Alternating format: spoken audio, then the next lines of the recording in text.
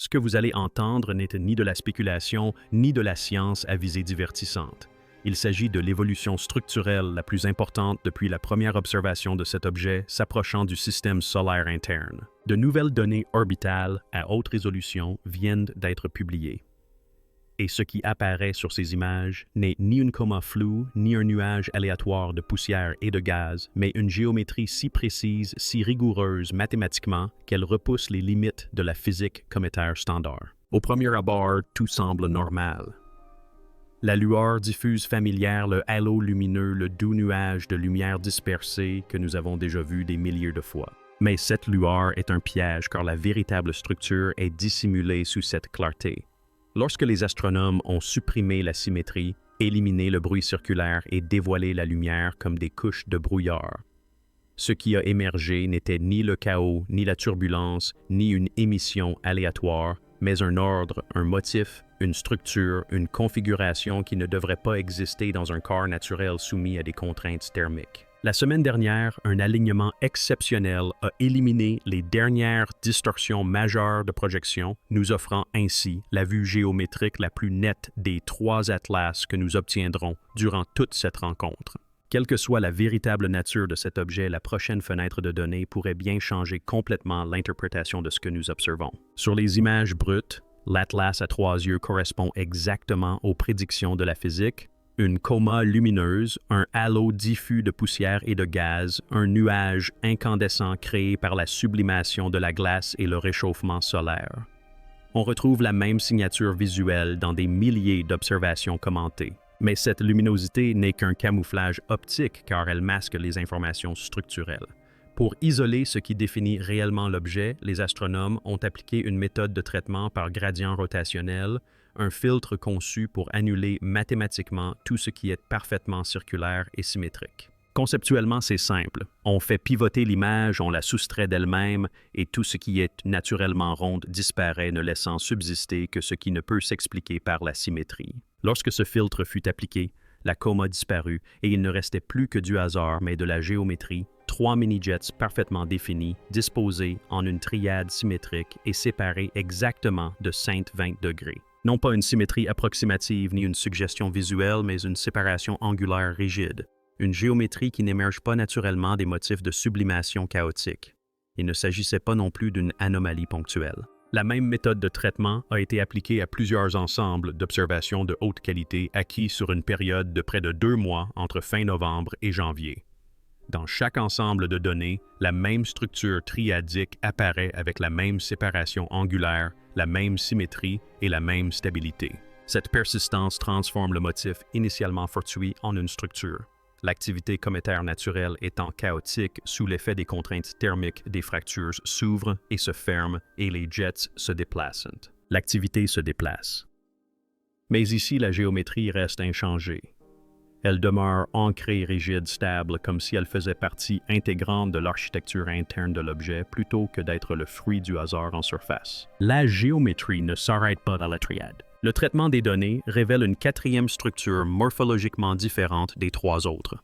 Un jet allongé dominant s'étend en direction solaire beaucoup plus long et plus puissant que les mini-jets formant un axe bien défini. La configuration finale est ainsi très spécifique. 3 jets courts et symétriques, espacés de 120 degrés et une structure dominante dirigée vers le Soleil.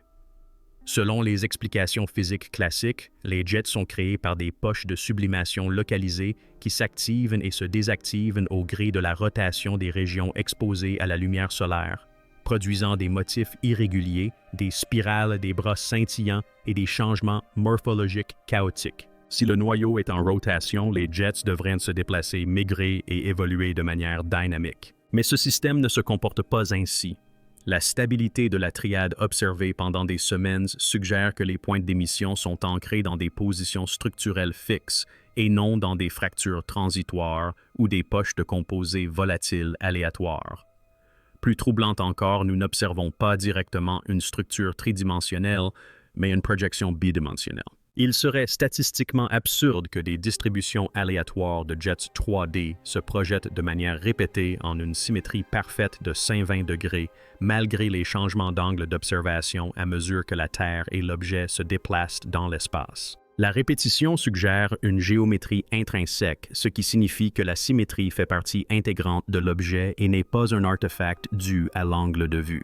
Ceci transforme l'interprétation passant d'une activité de surface à une organisation structurelle interne. Car la symétrie qui persiste malgré le mouvement et les variations géométriques n'est pas une coïncidence visuelle, c'est une configuration physique. Les réacteurs ne sont pas qu'un simple phénomène visuel, ce sont des forces. Chaque kilogramme de matière éjectée génère une impulsion de réaction dans la direction opposée. 3 jets symétriques et un jet dominant créent un système de couple complexe agissant sur le noyau. Dans une comète naturelle composée d'un amas de débris, cela devrait déstabiliser la rotation, modifier l'orientation et engendrer des changements chaotiques dans le comportement de la rotation. L'analyse du mouvement du jet au fil du temps révèle une oscillation rythmique et non du chaos, un mouvement de va-et-vient périodique compatible avec la précession plutôt qu'avec une instabilité.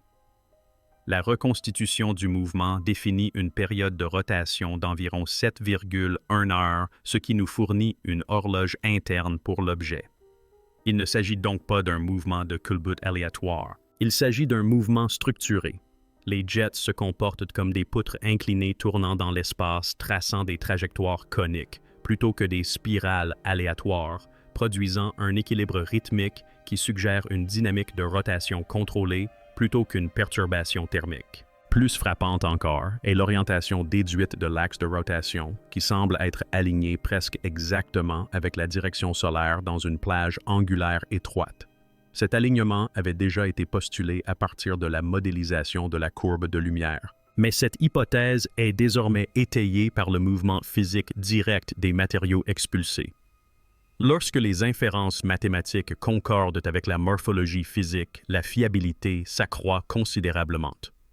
Pour un objet de cette taille, une période de rotation de 7 heures génère des forces centrifuges importantes. Si 3 atlas formaient un agrégat faiblement lié, cette énergie rotationnelle combinée à une activité de jet soutenu devrait entraîner une fragmentation, une rupture structurelle et une instabilité morphologique. L'objet demeure au contraire cohérent, stable et structurellement ordonné, ce qui introduit une sérieuse contradiction mécanique dans les modèles de comètes standard. Nous arrivons maintenant au point le plus critique. Le 22 janvier 2026, un alignement géométrique rare s'est produit. La géométrie de la Terre et du Soleil est devenue quasiment collinéaire, réduisant les distorsions de projection à un niveau presque minimal. Concrètement, cet alignement lève une grande partie de l'ambiguïté visuelle qui complique habituellement l'interprétation. Durant cette période, la symétrie structurelle se révèle plus fidèle, moins déformée par la perspective. Si le système triadique est réel et intrinsèque, sa géométrie devrait apparaître plus clairement, formant potentiellement des motifs de symétrie annulaire ou circulaire plutôt que des projections déformées. Parallèlement, l'effet d'opposition améliore la visibilité, car le rétroéclairage réduit les ombres et augmente le rapport signal sur bruit, rendant les structures peu visibles plus perceptibles. Les détails faibles deviennent plus lumineux, les contours plus nets et les détails structurels fins apparaissent. Des sous-structures existent au sein des jets, c'est dans ce contexte qu'elles apparaîtront. Il ne s'agit pas de spéculation théorique. Il s'agit d'un compte à rebours pour l'observation. Dans moins de 24 heures, nous aurons la vue géométrique la plus nette de l'ensemble du phénomène. Ensuite, l'objet continuera sa course et la visibilité diminuera. Cet alignement transforme le débat passant de l'interprétation à une géométrie vérifiable. Si la structure persiste dans ces conditions, la question n'est plus de savoir à quoi elle ressemble, mais plutôt ce qu'elle conserve dans des conditions de clarté maximale. Et cette distinction est fondamentale en science. L'un des aspects les plus troublants de ce que nous observons n'est pas la symétrie elle-même, mais le fait qu'elle persiste dans des conditions où elle devrait s'effondrer. Lors de son passage au Périhélie Atlas, a subi des contraintes thermiques extrêmes, un rayonnement solaire inégal et des variations rapides de la pression de sublimation. Dans le comportement habituel des comètes, c'est à ce moment précis que tout se désagrège. Les fractures se propagent, les jets migrent de nouveaux orifices, s'ouvrent tandis que d'anciens se ferment et la morphologie devient imprévisible d'une observation à l'autre. Pourtant, sur près de 60 jours de données recueillies à travers de multiples régimes thermiques et des angles d'éclairage variables, le système de jets triadiques demeure intact. L'écart de 120 degrés reste constante. L'intensité relative des mini-jets ne varie pas aléatoirement. Cette persistance suggère que les sources des jets ne sont pas des phénomènes de surface, mais sont profondément ancrés à l'intérieur du corps. En termes physiques, cela implique une cohérence structurelle interne suffisamment forte pour résister à la fois à la fissuration thermique et à la dérive induite par le couple. Ce sol fait place l'Atlas à 3 yeux en dehors du comportement mécanique attendu des corps glacés faiblement liés. Un détail essentiel qu'il convient de ne pas négliger est que chaque image analysée est une projection bidimensionnelle d'un système tridimensionnel. Cela a son importance car la distribution aléatoire des jets dans l'espace tridimensionnel ne se projette presque jamais en une symétrie parfaite de manière répétée au fil du temps. Comme la Terre, le Soleil et l'Atlas à 3 yeux se déplacent les uns par rapport aux autres, l'angle de vue change continuellement. Si les jets étaient des fractures ou des évents volcaniques placés aléatoirement, leur séparation angulaire apparente devrait fluctuer, se déformer ou se réduire à des motifs asymétriques selon le point de vue. Or, la géométrie à 120 degrés reste stable au fil des observations. Cette cohérence implique que les jets sont disposés selon une configuration géométrique intrinsèque réelle, probablement organisée autour d'un axe de rotation ou d'un plan structurel stable. En d'autres termes, la symétrie n'est pas due à notre point de vue. Elle existe indépendamment de notre position d'observation. Cette distinction est cruciale car les artefacts de projection disparaissent sous l'effet des changements de géométrie, contrairement à la structure intrinsèque. En physique des commentaires, les jets sont souvent traités visuellement comme des éléments à cartographier ou à classifier. D'un point de vue dynamique, les réacteurs sont des moteurs. Chaque réacteur produit un transfert de quantité de mouvement, générant un couple et modifiant l'état de rotation. Avec 3 réacteurs symétriques et un réacteur dominant, le système de couple devient extrêmement complexe. Dans un scénario naturel, une telle configuration devrait entraîner des changements rapides de la vitesse de rotation, de l'orientation de l'axe et de l'alignement du jet, les boucles de rétroaction déstabilisant le système. Mais le mouvement reconstitué ne révèle pas un comportement incontrôlé, mais une oscillation contrôlée. Les jets oscillent ensemble, conservant leur géométrie relative, tandis que le système subit une procession périodique. Cela suggère un équilibre entre les forces d'impulsion et la répartition interne de la masse. L'objet se comporte moins comme un fragment en rotation et plus comme un corps rigide dont la réponse aux forces appliquées est prévisible. C'est là que les comparaisons avec les systèmes artificiels deviennent inévitables. Non pas parce que quiconque revendique une origine artificielle, mais parce que les principes physiques sous-jacents sont similaires. Lorsque la dynamique s'apparente davantage à des solutions à des problèmes de stabilité classiques, qu'à des modes de défaillance chaotique, la réponse scientifique appropriée n'est pas le rejet, mais un examen plus approfondi. L'apparition d'une période de rotation d'environ 7,1 heures introduit une autre contrainte majeure. Pour un objet de cette taille, une rotation aussi rapide combinée à une expulsion active de matière devrait entraîner une rupture structurelle, surtout s'il s'agit d'un amas de débris maintenu, principalement par une faible gravité. Les forces centrifuges sont proportionnelles à la vitesse de rotation et combinées à une perte de masse continue, elles devraient favoriser la fragmentation ou du moins une déformation visible. Or, aucune fragmentation de ce type n'est observée. Le noyau reste cohérent. La géométrie du jet reste stable et le mouvement oscillatoire se répète au lieu de s'atténuer. Ceci implique soit un niveau de cohésion interne bien supérieur à celui généralement admis pour les noyaux cométaires, soit une distribution de masse qui contrebalance les forces déstabilisatrices.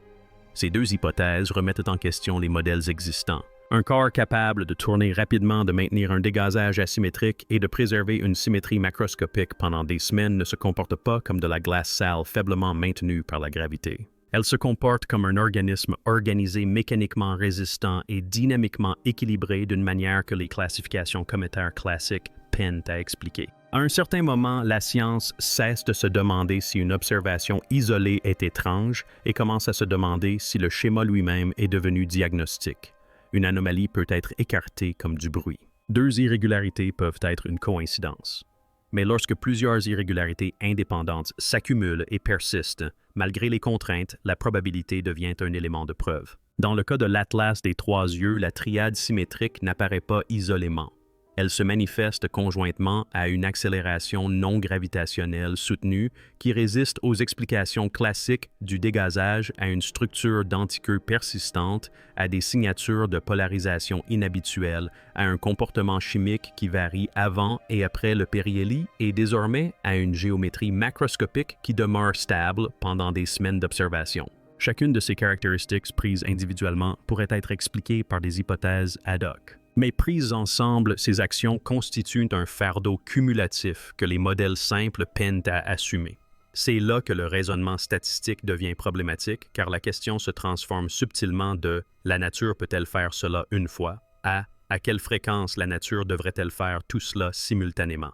Lorsque la réponse tend vers « presque jamais », la réaction responsable n'est pas de tirer des conclusions hâtives, mais de reconnaître que la classification actuelle peut être incomplète. La nature est parfaitement capable de générer de la symétrie, mais le contexte est essentiel. La symétrie s'épanouit à l'échelle microscopique dans les cristaux, les liaisons moléculaires et les motifs de croissance fractale, où la minimisation de l'énergie est prépondérante. À l'échelle macroscopique, notamment dans les corps en rotation soumis à des contraintes thermiques et qui perdent activement de la masse, la symétrie est fragile. Elle se brise facilement, se déforme rapidement et survit rarement à des perturbations prolongées. Ce que nous observons ici n'est pas une symétrie décorative, mais une symétrie fonctionnelle qui interagit dynamiquement avec la rotation, le couple et les échanges de quantité de mouvement.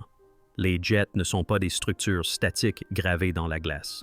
Ce sont des processus actifs qui devraient amplifier l'instabilité et non la supprimer. Pourtant, le système demeure organisé, oscillant plutôt que chaotique, cohérent plutôt que dégradant.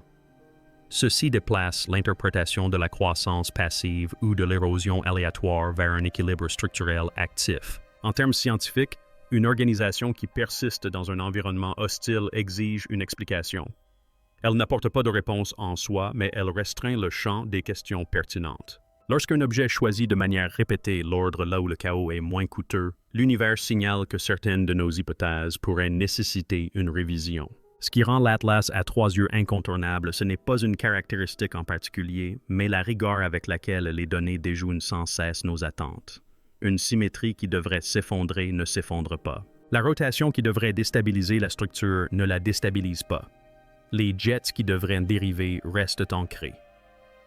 Au fil des semaines de contraintes thermiques, de variations d'éclairage et de géométrie changeante, la structure se maintient, se répète et révèle un ordre interne que les modèles standards peinent à reproduire sans se complexifier excessivement. Cela ne signifie pas que nous avons la réponse. Cela signifie que nous sommes arrivés au point où prétendre que la question est simple n'est plus scientifiquement honnête. L'alignement du 22 janvier prochain lèvera toute excuse. Les effets de projection s'estomperont. La géométrie deviendra plus nette. Les structures ténues se révéleront. Pour la première fois lors de cette rencontre, l'objet nous dévoilera son architecture avec une distorsion minimale.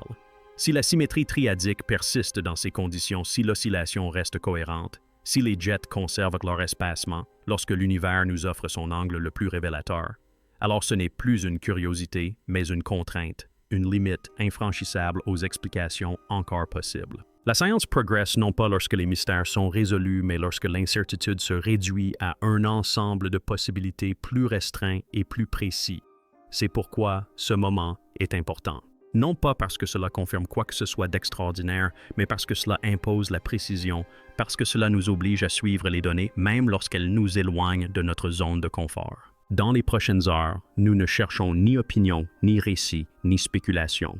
Nous attendons que la géométrie réponde à la géométrie. Et pour une fois, l'univers nous offre une occasion rare de voir clair. Si vous voulez être là quand les prochaines données seront disponibles, quand l'alignement révélera ce qui tient et ce qui s'effondre, n'oubliez pas d'aimer cette vidéo pour qu'elle atteigne ceux qui privilégient les preuves au bruit. Abonnez-vous pour suivre l'analyse au fur et à mesure de son déroulement et commentez ci-dessous pour nous dire quelle est selon vous l'explication la plus prudente qui reste compatible avec toutes les données. Car la discussion ne porte plus sur ce que nous voulons que 3i Atlas devienne, mais sur ce que sa géométrie lui permet d'être.